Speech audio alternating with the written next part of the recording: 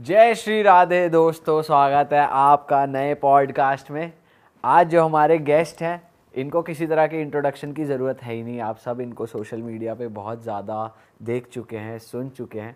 आज हमारे साथ हैं देवी चित्रलेखा जी। राधे राधे राधे राधे राधे। राधे राधे राधे। आज बहुत सारी मज़ेदार बातें हम करेंगे और हम लोग आपस में डिसाइड कर रहे थे कि हम क्या बातें करने वाले हैं, तो हमने इनसे पूछा मैम कोई ऐसा टॉपिक जो आपको लगता है बहुत ज़रूरी है, उसके बारे में बात नहीं हुई है। इन्होंने कहा नहीं आप बताइए, आपके शो पे किसके बारे में बात नहीं हुई है। तो मैं मैम को ही ऑब्जर्व कर रहा था। तो मैम सबसे पहले जब हम आपको देख रहे हैं तो आपका टीका एक बहुत यूनिक स्टाइल में लगा हुआ है, और ब्रज में जब हम जाते हैं, वृंदावन जाते हैं, तो ऐसा लंबा यू वाला टीका, और ऐसे इसको मोस्टली लोग इस्कॉन के साथ भी एसोसिएट करते हैं। और आप जैसे लोग ऐसा टीका बहुत लगाते हैं, तो कुछ अलग है इसमें, कुछ स्पेशल है? बिल्कुल स्पेशल है। हमारी जो सनातन परंपरा है उसमें 4 संप्रदाय होते हैं और चारों के नाम, चारों के ये जो तिलक की शेप है वो अलग अलग होती है। और जो इनके बारे में नॉलेज रखते हैं तो इस टीके को, इस चंदन को देख के आप बता सकते हो कि वो कौन सी संप्रदाय का है। मतलब जो लोग कहते हैं ना हमारा सनातन धर्म ऐसे ही नहीं, उसमें बहुत साइंटिफिक चीज़ और इतनी डीप नॉलेज है। जैसे अब ये ऊपर वाला जो टीका होता है इसको ऊर्ध्व पुंड्र बोलते हैं, यानी ये कृष्ण के चरण है। ये जो यू जो शेप होती है, यू मतलब चरण ऐसे ही होते हैं ना, यू शेप के। और जो नीचे वाला जो है ये हर एक उसका डिफरेंट है। जैसे आपने इस्कॉन का नाम लिया, इस्कॉन इज़ अ ट्रस्ट, संप्रदाय है उनकी गौड़िया चैतन्य महाप्रभु की जो संप्रदाय, हमारी भी सेम है। लेकिन उनके चंदन में जो नीचे वाला जो हिस्सा है वो तुलसी का पत्ता है, हमारा है जो है वो नित्यानंद परिवार है, इसलिए इसमें बांस का पत्ता है। ओके। तो जो इसके बारे में जानता है वो देख के ही बता देगा अच्छा आप नित्यानंद परिवार के हो। तो ये चंदन का जो होता है शेप, ये पूरी डीप इसकी पूरी एक स्टडी होती है। इसके अंदर जो एक छोटी काली कलर की आती है वो राधा रमन परंपरा के आ जाते हैं, उसमें काला लगाया जाता है, उसको ब्रज की रज बोलते हैं। तो ये ऐसे डिफरेंट हैं। तो मेरा जो है ये नित्यानंद परिवार का है। तो आप उस परिवार के हायरार्की में हो या वो आपने उनको गुरु माना तो अब आप वैसे? ये दीक्षा होती है, जैसे हमारी सनातन परंपरा में गुरु दीक्षा होती है। तो ये दीक्षा जो गुरु आप चुनते हैं वो जिसको फॉलो करते आ रहे हैं, जिस फिलॉसफी को, फिर आपको वही फॉलो करना होता है। तो हमको जब ये बहुत एक इंटरेस्टिंग नॉलेज है जो लोगों को नहीं पता, क्योंकि दीक्षा लोग समझते गए, कोई अच्छा लगा उसको गुरु बना लिया।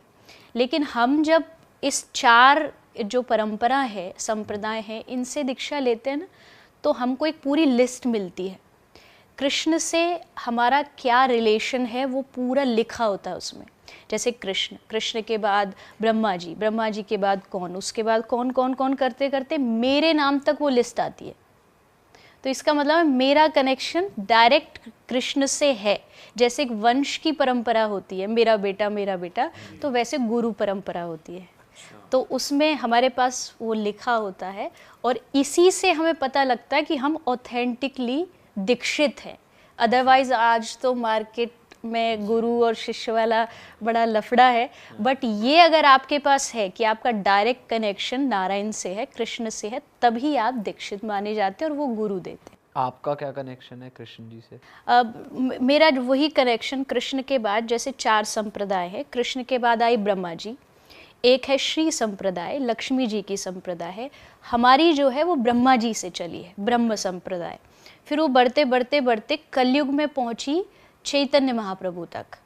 चैतन्य महाप्रभु दीक्षा नहीं देते थे, उनके भाई मतलब बलराम जी का जो दूसरा अवतार है नित्यानंद प्रभु, उनकी जो पत्नी थी जानवा माता, वो दीक्षा देती थी। तो हम उस फैमिली से बिलोंग करते हैं। तो इसकी वजह से हमारा जो कनेक्शन है वो कृष्ण से पीढ़ी दर पीढ़ी चलता हुआ है। तो दीक्षा देने का मतलब होता है नॉलेज पास ऑन करना? नॉलेज एंड पावर दोनों, नॉट जस्ट नॉलेज। क्योंकि हमारी जो सनातन पद्धति है उसमें जब दीक्षा देने का सिस्टम है वो ये है कि गुरु आपको स्पर्श करता है, कान में मंत्र देता है, खुले में मंत्र नहीं दिया जाता। सीक्रेटली आपको एक कक्ष में, कमरे में आप अकेले होते हो वहाँ आपको कान में गुप्त मंत्र दिया जाता, क्योंकि आप गुरु मंत्र बोल नहीं सकते। तो जब वो छूते हैं, आपको स्पर्श करते हैं, तो मंत्र भी देते, उसके साथ साथ उसकी शक्ति भी पास ऑन करते हैं। तो दीक्षा का मतलब नॉट जस्ट कि मंत्र दे दिया, बल्कि गुरु ने अपनी जो कमाई की है पूरी अपनी लाइफ में, जो आध्यात्मिक स्पिरिचुअल कमाई है, वो भी आपको पास करता है। और वो मंत्र आपको जप करना होता है डेली, या उस मंत्र के साथ? पक्का जप करना होता है, अदरवाइज फिर दीक्षा का कोई मोल नहीं है, मतलब वैल्यू नहीं बची।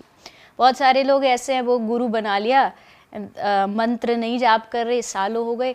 हमारे शास्त्र में लिखा है कंटिन्यू अगर 3 दिन तक आप गुरु मंत्र जाप नहीं करते हो तो आपकी दीक्षा अमान्य हो जाती है, 0 हो जाती है। आपको वो करना ही पड़ता है, अदरवाइज जो शक्ति गुरु ने दी ना आपको मंत्र में डाल के, वो खत्म हो जाएगी। और उसका कोई नंबर भी होता है कि इतनी बार करना है? ये डिपेंड्स आपके गुरु आज्ञा और आपकी जो मैंने 4 संप्रदाय बताई, हर एक की फिलॉसफी अलग अलग है। हमारी जो फिलॉसफी है उसमें मिनिमम इनिशियल स्टेज पर जब गुरु कहता है तो 16 राउंड्स बताता है। 108 बीज की एक माला होती है, उसमें आपको 108 बार महामंत्र बोलना होता है। लेकिन जैसे मैं कहूँ कि कोई आदमी कमाई कर रहा हो, इनकम हो, तो वो ये नहीं पूछता कि भाई कितनी करूँ, वो चाहता है ना ज़्यादा से ज़्यादा करूँ। तो एग्जैक्ट भगवान का नाम है, इसमें कोई किसी को टारगेट शुरू में रखो, बट धीरे धीरे आप उसको इस स्टेज तक लेके जाओ कि मुझे ज़्यादा से ज़्यादा करना है, जितना मैं कर सकता। क्या किसी एक